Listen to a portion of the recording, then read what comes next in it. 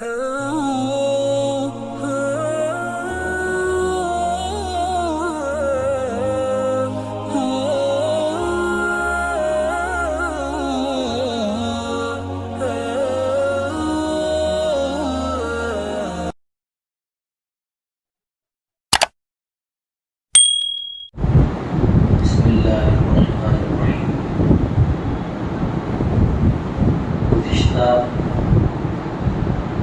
عقیدہ ہمارے سامنے یہ آیا تھا کہ کسی گناہ کو حلال سمجھنے سے بندہ اسلام سے باہر نکل جاتا ہے، کافر ہو جاتا ہے۔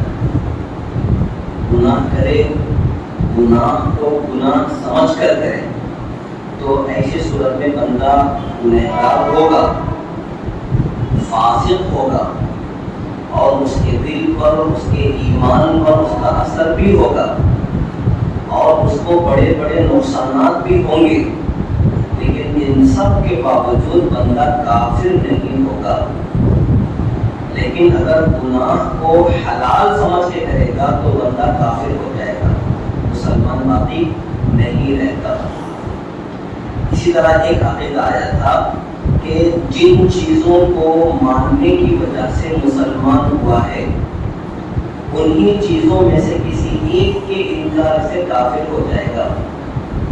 مسلمان ہونے کے لیے اسلام کی ساری بنیادی ضروری باتوں پر ایمان لانا ضروری ہے، سب پر ایمان لائے گا تو ہی مسلمان بنے گا۔ لیکن کافر ہونے کے لیے سب کا انکار ضروری نہیں ہے، ان میں سے کسی ایک بات کا بھی انکار اگر بندہ کرتے تو کافر ہو جائے گا۔ جیسے میں نے مثالیں دے کر بات سمجھائی تھی، قادیانی لوگ ہیں، بڑی قرآن کی، حدیث کی اور بڑی عشق رسول کی باتیں کرتے ہیں، لیکن حضور پاک علیہ السلام کو خاتم النبیین نہیں مانتے، باقی ساری چیزوں کو مانتے ہیں، اللہ کو، رسول کو، آخرت کو، قیامت کو، حساب کتاب، جنت جہنم، ساری چیزوں کو مانتے ہیں، لیکن حضور پاک علیہ السلام کو آخری نبی نہیں مانتے، صرف یہ ایک چیز جو ہے انکار کرتے ہیں۔ تو اس ایک چیز کے انکار کی وجہ سے پورا عالم اسلام، ساری دنیا ان کے کفر پر متفق ہے۔ ساری دنیا کے ایمان والے کہتے ہیں کہ قادیانی لوگ کافر ہیں۔ ایسا ہی حال شکیلیوں کا ہے، ایسا ہی حال مہدویوں کا ہے۔ یہ ساری چیزیں مانی دین کے کسی ایک اہم بنیاد کے انکاری بنے ہوئے ہیں، جس کی وجہ سے وہ اسلام کے دائرے سے، اسلام کی باؤنڈری سے باہر ہو چکے ہیں۔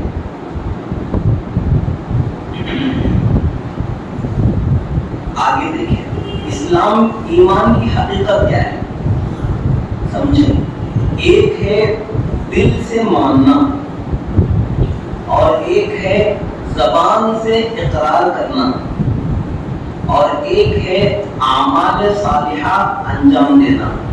تین چیزیں، ایک دل سے ماننا، نمبر دو زبان سے اقرار کرنا، جو دل سے مان رہے ہیں اس کا زبان سے اقرار کرنا، اور ایک ہے نیک اعمال انجام دینا، اپنے جسم سے، اپنے اعضاء سے نیک کام انجام دینا۔ ان میں سے دل سے ماننا یہ ایمان کی حقیقت ہے۔ دل سے ماننا، جتنی چیزوں کو ماننا ضروری ہے ایمان والا ہونے کے لیے، ان ساری چیزوں کو دل سے ماننا یہ ایمان کی حقیقت ہے۔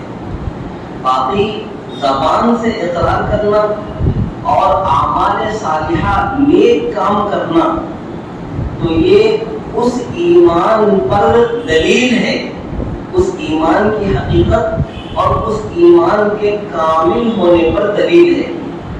جب بندہ زبان سے اقرار کرے گا تو اس کا زبان سے اقرار کرنا اس بات کی دلیل ہوگی کہ اس کا دل مومن ہے، وہ دل سے مانتا ہے اللہ اور اس کے رسول کو، تو زبان سے اقرار کرنا دلیل بنتا ہے دل کے ایمان پر۔ دل میں ایمان موجود ہے، اس بات پر دلیل کیا ہے؟ بندہ زبان سے اس حقیقت کو بیان کرتا ہے، اشہد ان لا الہ الا اللہ واشہد ان محمدا عبدہ ورسولہ۔ تو ایمان کی حقیقت اور ایمان کے کامل ہونے پر زبان سے اقرار کرنا یہ دلیل ہے.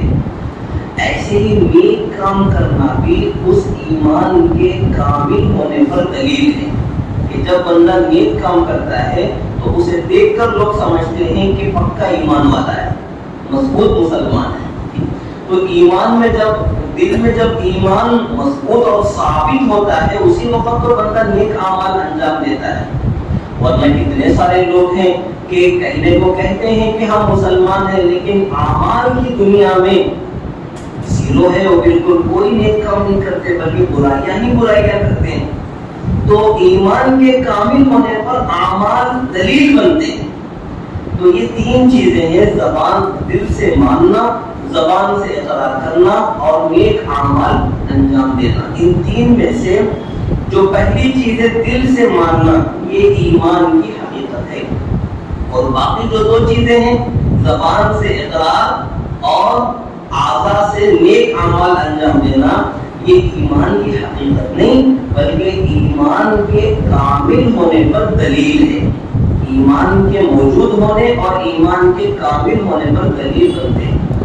اب جب یہ بات ہم کو معلوم ہوئی اور سمجھ میں آ گئی تو اس سے ایک اور بات سمجھ میں آتی ہے کہ ایمان کی حقیقت میں سارے ایمان والے برابر ہیں. ایمان کی حقیقت میں سارے ایمان والے برابر ہے. نفس ایمان جو ہوتا ہے وہ گھٹتا بڑھتا نہیں ہے, اپنی جگہ پر قائم رہتا ہے. تو ایمان کی حقیقت میں سارے ایمان والے برابر ہیں. پھر ایک دوسرے پر فضیلت کس بنیاد پر؟ ایک دوسرے پر فضیلت جو ہے تقوی, طہارت, پرہیزگاری اور نفس اور شیطانی تقاضوں کو چھوڑنا اور اللہ نے جو نیک کام کرنے کے احکامات دیے ہیں ان پر پابندی سے جمے رہنا, یہ وہ چیزیں ہوتی ہیں جو انسانوں کو, ایمان والوں کو ایک دوسرے پر فضیلت عطا کرتی ہے.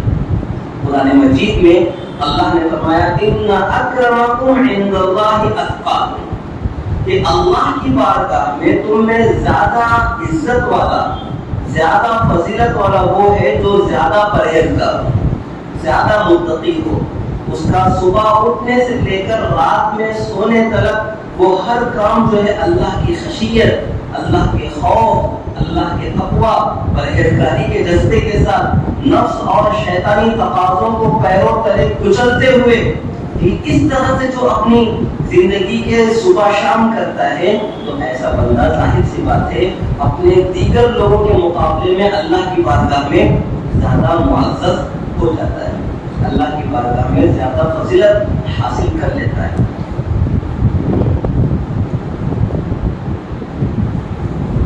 وأن جميع ما أنزل الله تعالى في القرآن وجميع ما صح عن رسول الله صلى الله عليه وسلم من الشرع والبيان كله حق.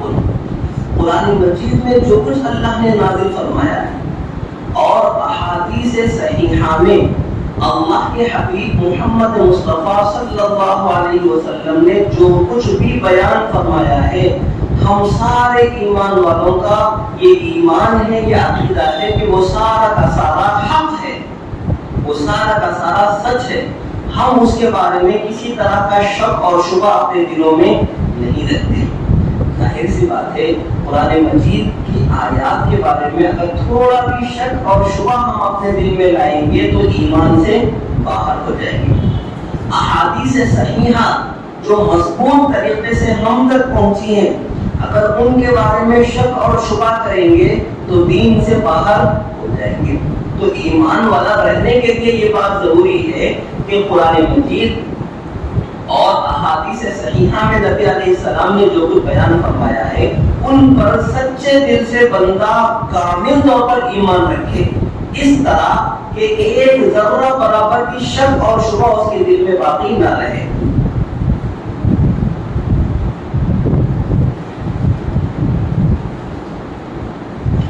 آگے وَنَحْنُ مُؤْمِنُونَ بِذَلِكَ كُلِّهِ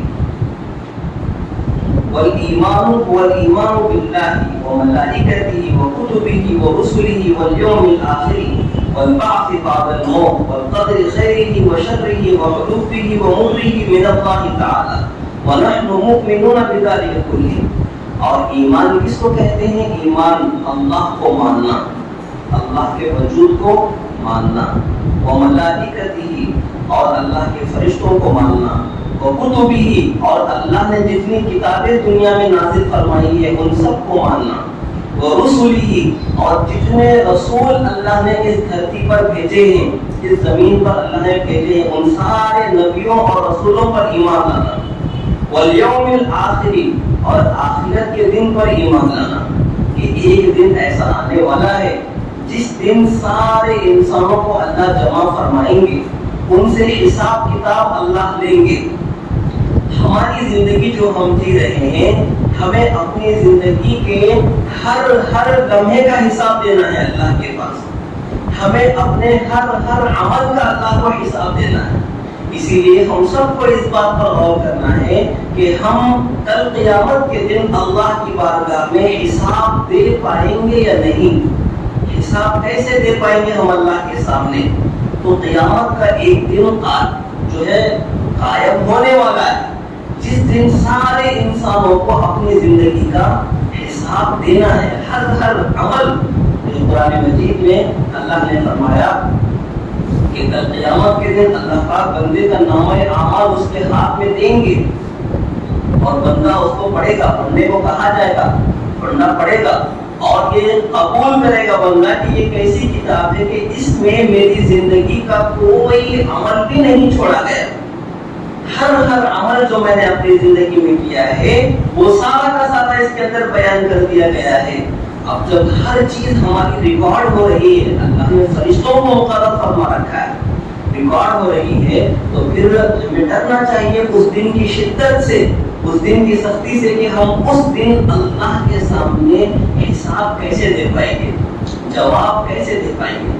بندہ ہوش اڑ جائیں گے قیامت کے دن۔ قرآن نے کیسی ترجمانی کی ہے، مالی ھذا الکتاب لا یغادر صغیرۃ ولا کبیرۃ الا احصاها ووجدوا ما عملوا حاضرا ولا یظلم ربک احدا۔ کہ بندہ یہ کہے گا یہ کیسی عجیب و غریب کتاب ہے، اس نے میری زندگی کا نہ کوئی چھوٹا عمل چھوڑا نہ کوئی بڑا عمل چھوڑا، جو میں نے کیا زندگی میں وہ سب کچھ اس میں ریکارڈڈ ہے۔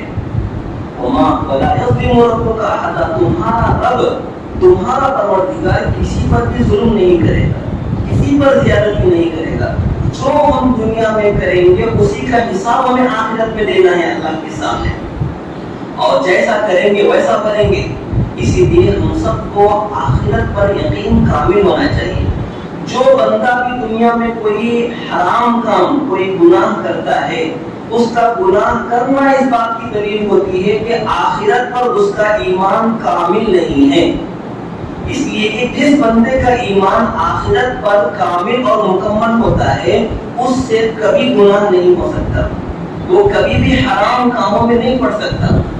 جب بھی حرام کے بارے میں اس کو یہ سوچ آئے گی تو ساتھ میں یہ بھی خیال آئے گا کہ اگر میں یہ حرام کام کروں گا تو کل قیامت کے دن اللہ کے سامنے کیا منہ لے کے جاؤں گا اور کیسے حساب دوں گا میں اللہ کے سامنے اس حرام کام کا۔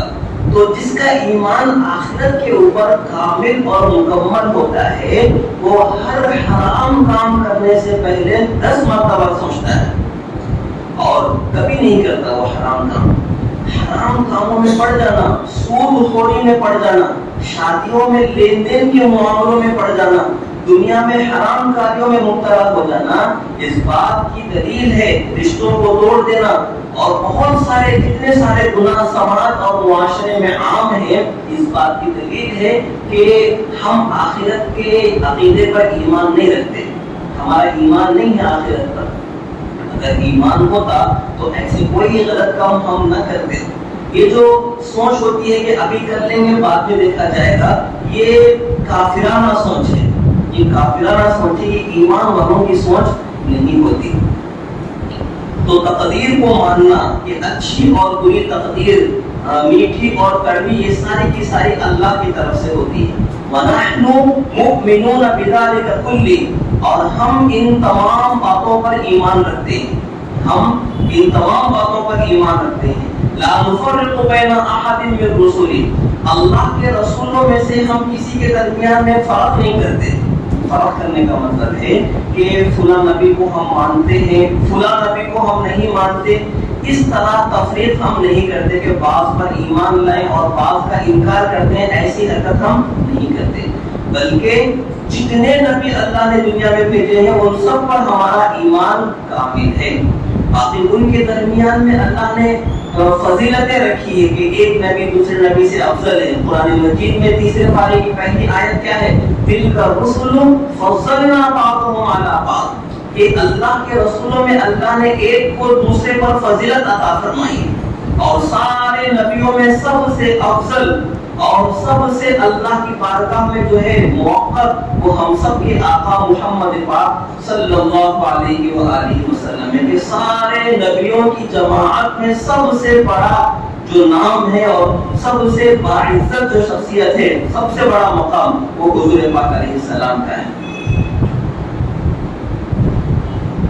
وأهل الكبائر من أمة محمد صلى الله عليه وسلم في النار لا يخلدون إذا ماتوا وهم موحدون وإن لم يكونوا تائبين بعد أن لقوا الله عز وجل عارفين وهم في مشيئته وحكمه إن شاء غفر لهم وعفى عنهم بفضله كما ذكره الله عز وجل في كتابه ويغفر ما دون ذلك لمن يشاء وإن شاء عذبهم في النار بقدر جنايتهم بعدله ثم يخرجهم منها برحمته وشفاعة الشافعين من أهل طاعته ثم يبعثهم إلى جنة۔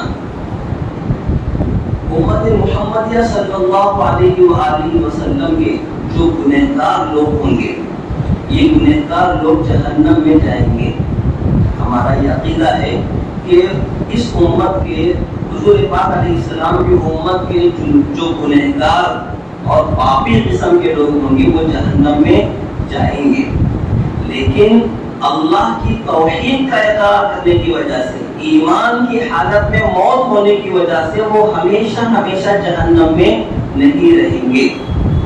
جہنم میں تو جائیں گے اپنے برے اعمال کی وجہ سے، لیکن ایمان کی برکت سے وہ ہمیشہ ہمیشہ جہنم میں نہیں رہیں گے، بلکہ وہ اپنے گناہوں کی سزا پانے کے بعد اللہ ان کو جنت میں داخلہ نصیب فرمائیں گے۔ تو اب ہم میں سے جو کوئی جو ہے جہنم کا مزہ چکھے بغیر، عذاب میں پڑے بغیر ڈائریکٹ اگر جنت میں جانا چاہتا ہو تو اس کے لیے ضروری ہے کہ گناہوں کو چھوڑ دے اور نیکیوں کا اہتمام کرے، اس لیے کہ گناہ کرنے کی صورت میں پھر اس کا وبال بھی ہمارے ساتھ آئے گا۔ تو یہ تو نمبر ایک، امت محمدیہ کے گنہگار لوگ جہنم میں جائیں گے، لیکن ایمان کی برکت سے وہ جہنم میں ہمیشہ ہمیشہ نہیں رہیں گے، بلکہ گناہوں کی سزا دینے کے بعد اللہ پاک انہیں جہنم سے نکال کر جنت میں داخلہ نصیب فرمائیں گے۔ قرآن مجید میں اللہ نے فرمایا ان اللہ لا یغفر ان یشرک بہ ویغفر ما دون ذلک لمن یشاء۔ امت محمدیہ کا گنہگار جب حق تعالیٰ کی بارگاہ میں آئے گا تو دو صورتیں، ایک یا تو اللہ تعالیٰ اپنے جو ہے فضل کی بنیاد پر اس کے گناہوں کو معاف فرما کر اسے ڈائریکٹ جنت میں داخل عطا فرما دے، یہ اللہ کی قدرت میں ہے، اس کو اللہ کا فضل کہتے ہیں، یا پھر اللہ اپنے نظام عدل، اللہ اپنے انصاف کے قانون کی بنیاد پر گناہوں کی سزا دے اللہ اس کو۔ تو گناہوں کی حالت میں بندہ اللہ کے پاس جائے گا تو اللہ چاہیں گے تو معاف فرما دیں گے، یا اللہ چاہیں گے تو عذاب میں مبتلا کر دیں گے، دونوں باتیں ممکن ہیں۔ تو جس کو اللہ چاہیں گے معاف فرمائیں گے اور جس کو چاہیں گے اللہ سزا دیں گے۔ قرآن مجید میں اسی کو فرمایا ان اللہ لا یغفر ان یشرک بہ، کہ اللہ شرک کے گناہ کو معاف نہیں فرمائیں گے، عقیدے کی خرابیوں کو اللہ معاف نہیں فرمائیں گے، ویغفر ما دون ذلک لمن یشاء، عقیدے کے علاوہ عملی جو خرابیاں ہوں گی انسانوں کے اندر اللہ جس کو چاہیں گے معاف فرما دیں گے۔ تو یہ امت محمدیہ کے اہل کبائر کے بارے میں عقیدہ ہے۔ اللہ پاک ہم سب کو مرد دم تک ایمانی عقائد پر مضبوطی سے قائم فرمائے، ہم سب کو اسلامی عقائد سمجھنے کی اور انہیں محفوظ کرنے کے اللہ میں توفیق عطا فرمائے۔ وما توفیق الا باللہ۔